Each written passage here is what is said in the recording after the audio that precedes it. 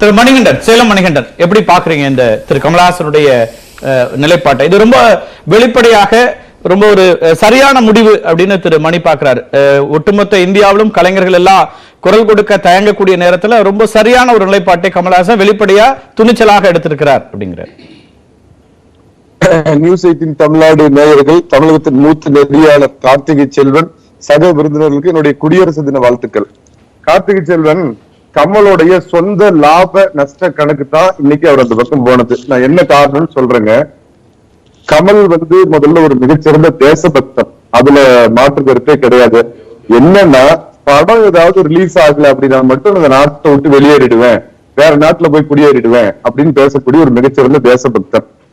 இதுல பாத்தீங்கன்னா திரைத்துறையில தன்னுடைய அந்திம காலத்துல இருக்கிறார். அவர் ஏறத்தாழ 67 வயசு ஆயிடுச்சு. அவர் மிகச்சிறந்த நடிகர். பெரிய வசூலை வாரி குவித்திருக்கிற இடத்துல அந்திம காலம்ங்கிற கணிப்பை எங்க இருந்து பிடிக்கிறீங்க? அருமையா எனக்கு பாயிண்ட் எடுத்து கொடுத்தீங்க கார்த்திகை செல்வன். அந்த படம் யாரால் வெற்றி பெற்றது, யாரால் அவருக்கு இந்த இவ்வளவு பெரிய பணம் இதுல கிடைச்சதுங்கிறது தான் இப்ப அவருடைய அரசியல் பாதையை தீர்மானிச்சிருக்குது. தமிழகத்துல இன்றைய இளைய அமைச்சரை சார்ந்து இருந்தால்தான் அவர் இன்னும் ஒரு 5 வருஷத்துக்கு திரைத்துறையில நீடிக்க முடியும் அப்படிங்கிறது முதல் காரணம். மூத்த பத்திரிகையாளர் மணி அவருக்கு குறிப்பிட்டாரு, ஏதோ எமர்ஜென்சி காலத்துல கூட எல்லாரும் ஃப்ரீயா இருந்தாங்க, மோடி காலத்துல அதை விட கடுமையான அடக்குமுறை நடக்கிறப்ப இவர் எல்லாமே சிறப்பா பண்றாருனாரு. ரகுராம் ராஜன், இந்திய ரிசர்வ் வங்கியின் முன்னாள் கவர்னர் ரகுராம் ராஜ் யாத்திரையில போனாரு. பாலிவுட் அந்த யாத்திரையில கலந்துட்டாங்க. சித்தார்த்து ஒரு 2ஆம் கட்ட 3ஆம் கட்ட தலைவர் டெய்லி பாத்தீங்கன்னா போடுறாரு மோடி அரசு எதிர்த்து. அதனால இல்லாத ஒரு பொய்த்தோட்டம் முதல் ஏற்படுத்த வேண்டாம். 2வது, அவர் மக்கள் நீதி மையத்துல மக்களும் இல்ல நீதியும் இல்லை, அது மட்டும் இல்ல ஆரம்பிக்கப்பட்ட போது அது ஒரு இடதுசாரி உடைய கட்சி அப்படிங்கிறது நான் தெளிவா சொல்றேன். இந்தியாவின் முதல் தீவிரவாதி ஒரு ஹிந்து அப்படின்னு ஒரு வரலாற்று நிலையை பதிவு செய்ய உங்க அது பெரிய இணைப்பு சிக்கலா இருக்கு. நம்ம தொடர்ந்து பேசலாம், சரி செய்த பிறகு தொடர்ந்து பேசலாம். திரு மணிகண்டன், திரு சிநேகன், திரு மணிகண்டனுடைய தொடக்க விமர்சனங்களை பார்த்திருப்பீங்க. ஒரு மைய அரசியல் அப்படிங்கிறது தான் அவங்களுடைய அரசியலாக இருந்தது. இப்ப ஒரு பக்கமா இந்த அரசியல் எடுத்தா சரி அப்படிங்கிற நிலைப்பாட்டுக்கு வந்துட்டு மையம் கருதி எந்த பக்கமும் போகாம நடுப்பெறி நிக்கிறது அல்ல. மக்கள் நலன் கருதி, மாநில நலன் கருதி, வாழ்வாதாரத்தின் நலன் கருதி, எதிர்காலத்தின் நலன் கருதி எது மக்களுக்கு பயன்படுகிறதோ அந்த பக்கம் தங்களுடைய பலத்தை கொடுப்பதுதான் மையமே தவிர ஒரே இடத்துல நின்று இங்கிட்டும் போக மாட்டேன் அப்படி கிடையாது. நலன் கருதி, சூழல் கருதி ஒருவர் முடிவு எடுப்பதற்கு தைரியம் வேணும். அந்த தைரியம் அன்று தொட்டு இன்று வரைக்கும் இன்னைக்கு எத்தனையோ கட்சிகள் இன்னைக்கு கூட்டணிகளை இருந்தாலும் சில கட்சிகளை அழுத்தம் கொடுத்துக்கிட்டு தான் இருக்காங்க. கூட்டணியில் இருந்ததை மீறி அவர்கள் எங்கேயாவது அதாவது தடமாறும் பொழுது அழுத்தத்தை கொடுக்கிறார்கள். அதே போலதான் அன்றைக்கு தொடங்கும் போது ஊழலுக்கு எதிராக என்று நாங்கள் தொடங்கியது எந்த மாற்று கருத்தும் இல்லை. இன்று வரைக்கும் அந்த கொள்கையில் நாங்கள் இருக்கோம். ஆனால் இன்றைய சூழ்நிலையில் மாநில பிரச்சனைகளை விட மாநிலங்களை காப்பாற்ற வேண்டிய பிரச்சனை நிறைய இருக்கு. அப்படி இருக்கும் பொழுது நிறைய யோசித்ததுக்கு பிறகுதான் இந்த முடிவுக்கு வர. இன்றைக்கு கூட்டணிங்கிறது முதல் முறையா நீங்க எடுக்கிற முடிவு. கட்சி தொடங்கிய பிறகு அப்கோர்ஸ் கடந்த 2021 தேர்தல் கூட்டணியாக நீங்க கட்சிகளோடு இருந்திருக்கீங்க. ஆனா மாற்று அரசியல் அப்படிங்கிற ஒரு இடத்தை நோக்கி கண்டிப்பாக இருந்தோம். அன்னைக்கு கூட நாங்க மட்டுமே இல்லை, யாரெல்லாம் இந்த சிந்தனைக்கு உள்ளவர்கள் எல்லாரும் வரலாம்னு சொல்லி நாங்கள் அழைத்தோம். தனிப்பட்ட முறையில் நாங்களே ஆளுமை செய்து நாங்களே ஆட்சியை பிடித்து தனித்தன்மையோடு இருப்போம் நான் எந்த இடத்துக்குமே சொல்ல. ஆனால் ஒரு மாற்றம் தேவைப்படுகிறது, அதை நோக்கி நாங்கள் பயணப்படுகிறோம். அதற்கு யாரெல்லாம் எங்களுக்கு வலு சேர்க்க முடியுமோ வாருங்கள் என்றும். அதே போலதான் இன்றைக்கு என்ன வந்திருக்குன்னா இன்னைக்கு எல்லா பேருமே எடுக்க வேண்டிய முடிவு மாநிலத்தின் உரிமைகள் பாதுகாக்கப்படும் பொழுது மதவாத சக்திகளால் இன்றைக்கு பிரிவினை நாடு முழுக்க உள்ள மாநிலங்களுடைய உரிமை பறிபோய் கொண்டிருக்கிறது. அப்படி இருக்கும்போது தான் வாழ்கிற மாநிலத்தோட நாடாளுமன்ற தேர்தலில் நீங்க ஒரு முடிவு எடுக்கிறீங்க, இந்த விஷயங்களை குறிப்பிடுறீங்கன்னா அது ஒரு அரசியல் ரீதியாக புரிஞ்சுக்க முடியுது. இடைத்தேர்தல் நேரத்தில் நீங்க இந்த விஷயத்தை சொல்லி இது ஒரு தேசிய அளவிலான பிரச்சனைக்காக நாங்க இந்த ஆதரவு நிலைப்பாட்டை எடுக்கிறோம். என்னன்னு கேட்டீங்கன்னா ஆளும் பாரதிய ஜனதா அரசை எதிர்க்கக்கூடிய சக்தியாக நாங்கள் கருதுவது காங்கிரஸை. அவர்களுக்கு பலம் கொடுக்க வேண்டும். இப்ப அதிமுகவுடைய வாயிலாக எந்த வாசல் வழியாகவும் உள்ளே மறுபடியும் நமக்குள்ள ஒரு பெரிய பிரிவினவாதத்தை உண்டு பண்ணக்கூடிய அளவுக்கு எல்லா விதமான குறுக்கு வழிகளையும் அவர்கள் சரி செய்து கொண்டிருக்கிறார்கள். அப்படி இருக்கும் பொழுது இதுல கூட ஒரு ஓட்டு கூட செதறாமல் இங்கு மாநிலத்தின் ஒற்றுமையையும் மக்களினுடைய வாழ்வாதாரத்தையும் பாதுகாக்க வேண்டியிருக்கிறது என்ற ஒற்றை நோக்கத்தோடு தான் இந்த நேரத்தில் இந்த முடிவு நாங்கள் எடுத்தோம். தனிப்பட்ட அவருடைய லாப நட்ட கணக்குக்காக இந்த முடிவை எடுத்தார் மணிகண்டனுடைய விமர்சனம். நாங்க கட்சி ஆரம்பிச்ச அடுத்த நிமிஷமே கூட்டணிக்கு போயிருக்கணும். அப்படின்னா எங்களுக்கு இன்னும் லாபம் நிறைய கிடைச்சிருக்கும். இந்த 5 வருட காலம் சொந்த பணத்தை போட்டு கட்சி நடத்த வேண்டிய அவசியம் எங்களுக்கு இருந்திருக்காது.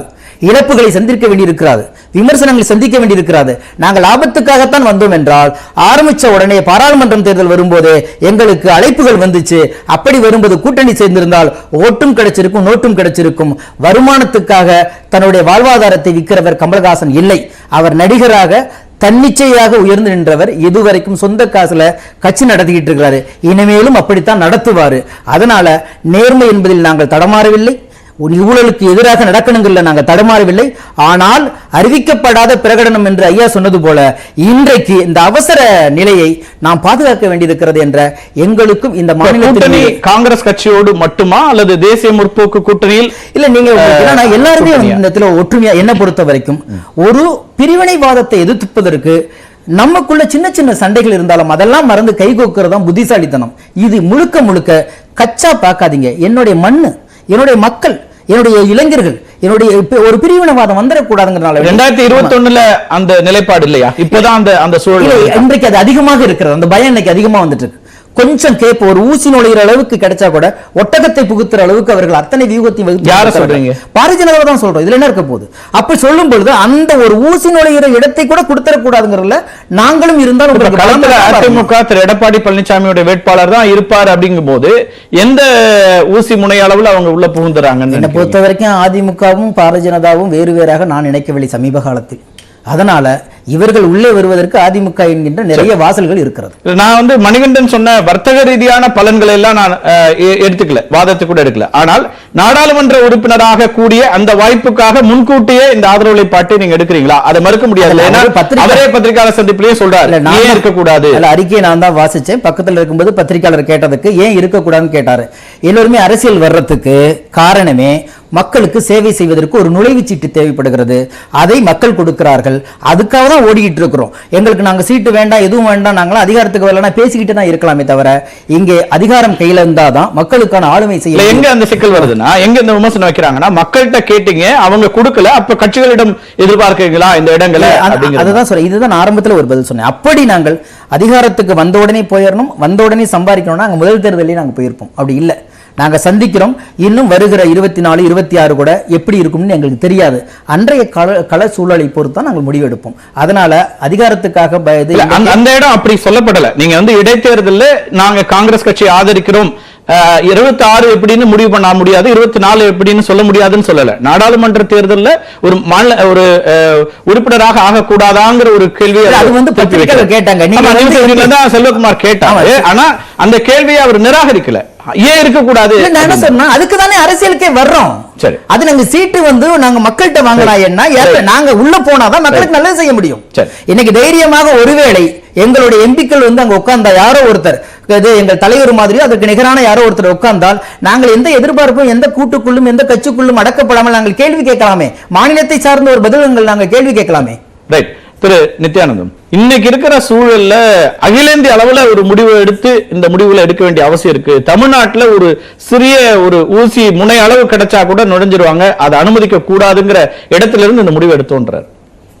அனைவருக்கும் வணக்கம். முதலில் நான் தம்பி ஸ்நேகன் அவர்களுக்கு நன்றி தெரிவித்துக் கொள்கின்றேன். ஊழலுக்கு எதிரான நிலைப்பாட்டிலிருந்து நாங்கள் மாறவில்லை. ஏனென்றால் திராவிட முன்னேற்ற கழகம் ஊழல் கட்சி என்று நாங்கள் சொன்னதில் பின்வாங்கவில்லை என்றுதான் அதனுடைய பொருள்.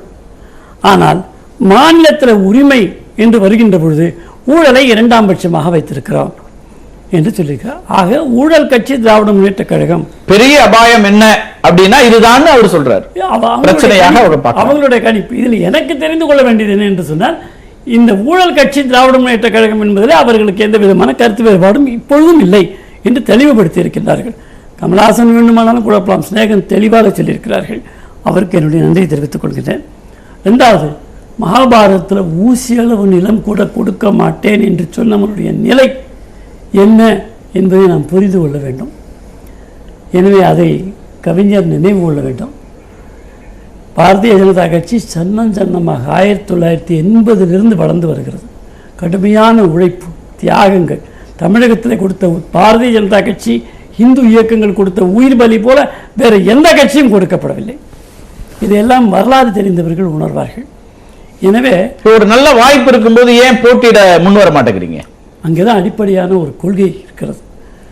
பாரதிய ஜனதா கட்சி அகில இந்திய அளவில் என்டிஏனுடைய தலைமை பொறுப்பில் இருக்கிறது. ஆட்சி என்டிஏ ஆட்சி. சரிங்களா? தமிழகத்தில் பெரிய கட்சியாக இருக்கக்கூடியது அண்ணா திராவிட முன்னேற்ற கழகம், அதுதான் என்டிஏயை வழிநடத்துகிறது என்று அண்ணாமலை பலமுறை சொல்லியிருக்கின்றார்கள். நேற்றைக்கு கூட சொல்லியிருக்காரு, இன்றைக்கும் சொல்லியிருக்கின்றார்கள். எனவே இங்கே என்டிஏனுடைய தலைமை அண்ணா திராவிட முன்னேற்ற கழகம். அப்படின்னா வெளிப்படையா அறிவிச்சுட்டு போயிடலாமே. இவ்வளவு இப்ப இத்தனை நாட்கள் எடுக்கக்கூடிய அளவுக்கு அதுல ஒரு பெரிய இழுபறியான ஒரு சூழல் இருக்குது, ஒரு முடிவு எடுக்கிறதுல இல்ல பெரிய விஷயம் இருக்கு. நான் ரொம்ப எளிமையாக உங்களுக்கு சொல்றேன். முதல்ல இந்த தேர்தல் என்ன அப்படின்னு பார்க்கும்பொழுது காங்கிரஸ் கட்சிக்கும் அண்ணா திராவிட முன்னேற்ற கழகம் நடக்கின்ற ஒரு போட்டியாக கருதலாம். என்டிஏக்கும் யூபிஏக்கும் உள்ள ஒரு போட்டி. இது காங்கிரஸ் கட்சி வெற்றி பெற்ற இடம். மிக மிக இளமையான வயதிலேயே அந்த சட்டமன்ற உறுப்பினர் மரணித்திருக்கிறார். வருத்தத்திற்குரிய விஷயம். இது அந்த வாக்காளர்களுக்கு சற்று நோகத்தான் செய்யும். இந்த சூழ்நிலையில் காங்கிரஸ் அங்கே வெற்றி பெறுவது என்பது சாதாரணமாக எல்லோரும் சொல்ல முடியும். வெற்றி பெறுவது என்று நான் சொல்ல மாட்டேன்,